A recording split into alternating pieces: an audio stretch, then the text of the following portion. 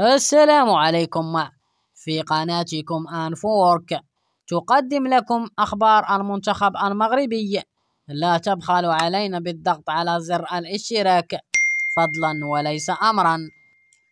بعد تسجيل كريستيانو رونالدو السوبر هاتريك في مباراة الأمس بين النصر والوحدة، رد عليه الجلاد حمد الله اليوم بثنائية رائعة، حيث أبدع المهاجم المغربي عبد الرزاق حمد الله نجم الاتحاد جدة بتسجيل ثنائية الفوز على العدالة بخماسية ظهيرة يوم الجمعة ضمن الدوري روشن للمحترفين في الجولة 16.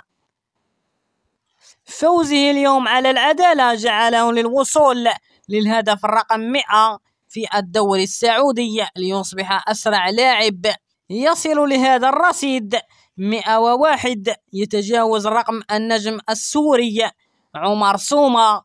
وقال أيضا للجمهور: سأحقق أرقاما أخرى في القادم بإذن الله. شكرا لكم.